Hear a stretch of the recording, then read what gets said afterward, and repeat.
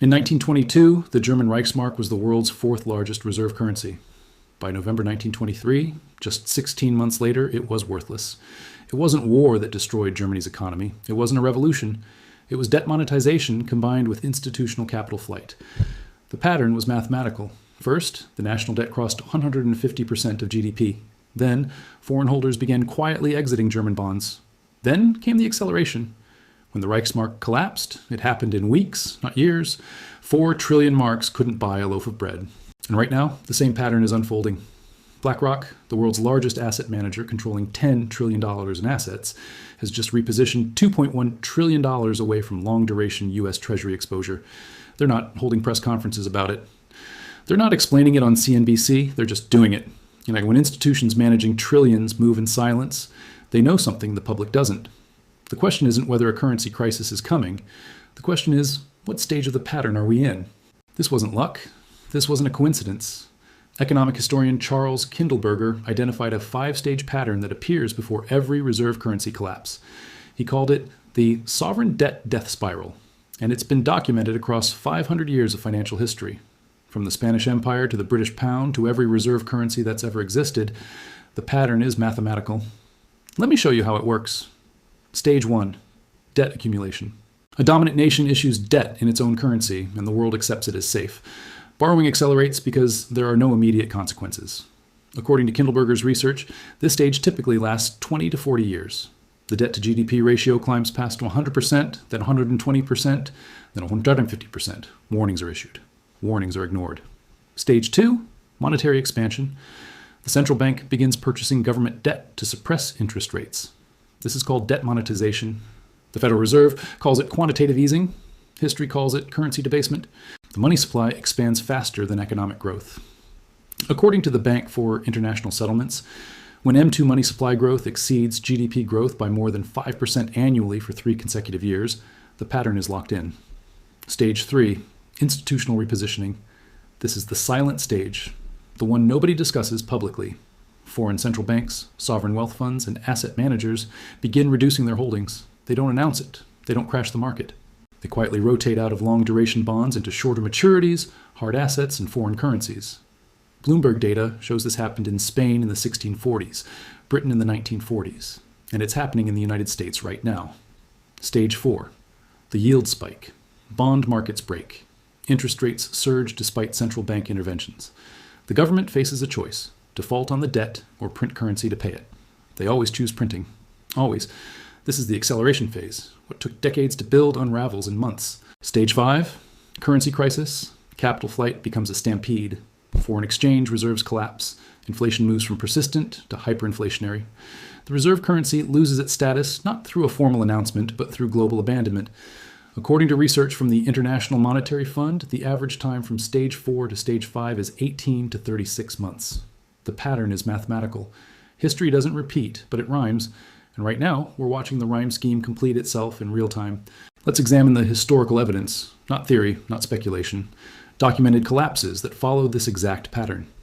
Spain controlled the world's largest empire and issued the global reserve currency backed by New World silver. The pattern appeared. Spanish debt reached 160% of royal revenues by 1639. According to financial records from the archive of Simancas, the crown was borrowing to pay interest on previous borrowing. The Spanish crown began debasing silver coinage, reducing silver content from 93% to 50% between 1642 and 1650. This is monetary expansion in 17th century terms.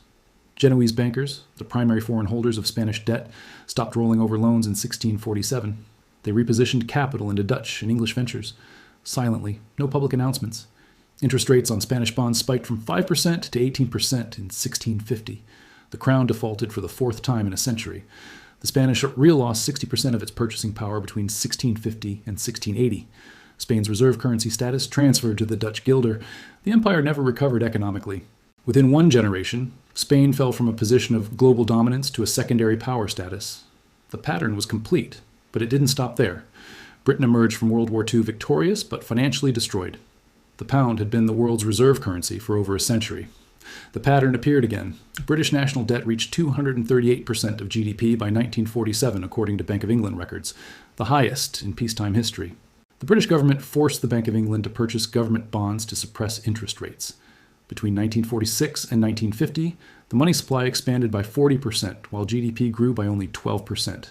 U.S. institutions and foreign governments began reducing pound holdings. The Federal Reserve's historical data shows foreign official pound holdings dropped from 87% of global reserves in 1945 to 63% by 1950. The repositioning was systematic. In September 1949, Britain was forced to devalue the pound by 30% against the dollar. Interest rates spiked. Capital controls were imposed. The yield on British consols, perpetual government bonds, jumped from 2.5% to 4.5% in 6 months. The pound lost reserve currency status between 1950 and 1956. The dollar became the undisputed global reserve currency. Britain's economic decline accelerated. By 1976, the UK required an IMF bailout, the sunset on the British Empire. Reserve currency status transferred to the United States. The entire process from stage 1 to stage 5 took 11 years. History repeated in our lifetime. Iceland wasn't a reserve currency, but the pattern scaled perfectly. The country's 3 major banks expanded internationally and issued krona-denominated debt. Iceland's external debt reached 900% of GDP by 2007. The IMF documented warnings that were dismissed by Icelandic officials who claimed this time is different. Iceland's central bank kept interest rates artificially low while money supply expanded by 60% between 2004 and 2007. Foreign institutional investors began exiting Icelandic assets in early 2008. Trading volumes in krona-denominated bonds collapsed by 70% between January and September 2008. Nobody was buying. Everyone was selling, quietly. In October 2008, interest rates on Icelandic government bonds spiked from 7% to 18% in 3 weeks. The krona collapsed by 50% against the euro in 6 days. Iceland's entire banking system failed in 1 week. The government imposed capital controls that lasted 6 years. The krona lost international credibility permanently. A modern, developed nation's currency system collapsed in 7 days. From warning signs to total failure, 4 years. The pattern was identical.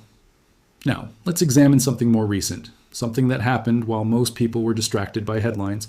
Japan has the highest debt-to-GDP ratio in the developed world at 264%. For decades, economists predicted collapse. It hasn't happened. Why? Because 90% of Japanese debt is held domestically, but the pattern is appearing. Stage 1, complete. Debt is unsustainable by every historical metric. Stage 2, complete. The Bank of Japan has been monetizing debt since 2013, purchasing $1 trillion in government bonds. Stage 3, beginning. Foreign holders of Japanese government bonds have reduced positions by 23% since 2022, according to Japanese Ministry of Finance data. Stage 4, imminent. In December 2024, the Bank of Japan was forced to allow 10-year yields to rise above their 1% cap for the first time in 16 years. The cap broke under market pressure. Stage 5, not yet triggered. Japan is in Stage 3, approaching Stage 4. The yen has lost 35% of its value against the dollar since 2021. The pattern is accelerating. Keep these examples in mind, because now we need to look at the United States. Now here's where it gets disturbing. Every single stage of this pattern is present in the United States today. U.S. national debt crossed $36 trillion in December 2024. That's a 123% of GDP. According to the Congressional Budget Office, mandatory spending plus interest on the debt now exceeds total federal revenue. The Treasury is borrowing to pay interest on previous borrowing. This is the exact condition that preceded every historical collapse we've examined. The debt-to-GDP ratio matches Spain in 1640, exceeds Britain in 1947, and is accelerating faster than any peacetime period in American history. Between 2008 and 2024, the Federal Reserve expanded its balance sheet from $900 billion to over $7 trillion. That's a 670% increase. M2 money supply grew by 42% between 2019 and 2022 alone, the fastest expansion since records began in 1959. The Fed purchased $5 trillion in Treasury bonds and mortgage-backed securities. This is textbook debt monetization. When questioned, Federal Reserve officials use the phrase unconventional monetary policy. History uses the phrase currency debasement. This is the silent alarm. BlackRock's $2.1 trillion reallocation away from long-duration U.S. Treasuries is the largest institutional repositioning since 2008. But they're not alone. According to U.S. Treasury data released in November 2024, foreign official holdings of U.S. Treasury securities dropped by $267 billion in the previous 12 months. China reduced holdings by $118 billion. Japan reduced its budget by $61 billion. Saudi Arabia reduced its budget by $37 billion. They're not selling aggressively. That would crash the market. They're letting bonds mature and not reinvesting. They're rotating into shorter duration bills. They're diversifying into gold, which reached record highs above $2,100 per ounce in December 2024. Central banks purchased 1,136 tons of gold in 2023, the second highest annual purchase in history, according to the World Gold Council. The parallels are mathematical. Foreign holders are exiting. Institutions are repositioning. This is stage 3, the silent stage. The stage where those who understand the pattern take action before the public realizes what's happening. But the conditions are set. The 10-year U.S. Treasury yield has risen from 0.5% in 2020 to above 4.5% in late 2024. The Federal Reserve attempted to control yields through bond purchases, but market forces are overwhelming its intervention capacity.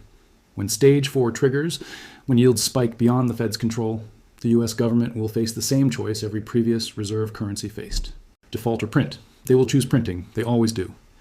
Right now, as I'm recording this, 58% of global foreign exchange reserves are still held in U.S. dollars. In 2001, that number was 73%. The trend is clear.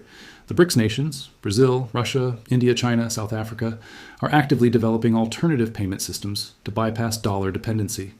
The Enbridge project, launched in 2024, allows central banks to settle cross-border transactions without dollar intermediation. This isn't speculation. This is policy. This is infrastructure. This is stage 5 preparation happening in real time. Here's what happens next.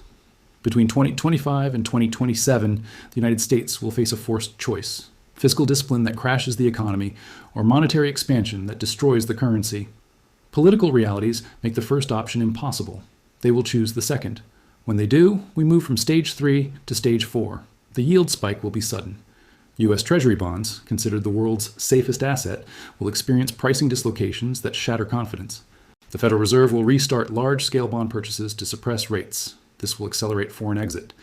Stage 4 will last between 6 and 18 months. Then comes stage 5. Not hyperinflation tomorrow, but persistent, accelerating inflation destroys purchasing power while asset prices become disconnected from economic reality. The dollar won't collapse overnight. It will bleed slowly, then suddenly. Reserve currency status will transfer not through an announcement, but through abandonment. The people who got destroyed in 1923 Germany weren't stupid. They were unprepared. The people who lost everything when the pound collapsed weren't foolish. They were told, this time is different. Nobody warned them that the pattern was repeating. Nobody will warn you either. This is educational content, not financial advice, but the pattern is clear. Every stage that preceded historical collapses is present today. Institutions controlling trillions in assets are repositioning. They're not waiting for stage 5. They're moving during stage 3, while the public still believes in stability. You cannot stop this pattern. You cannot vote it away. You cannot hope it disappears. You can only understand it and position accordingly. History never asks permission. It just repeats. This video is for educational and historical purposes only and does not constitute financial advice. All historical data and figures are sourced from public records, academic research, and institutional reports. Viewers should conduct their own research and consult with qualified financial professionals before making any investment decisions.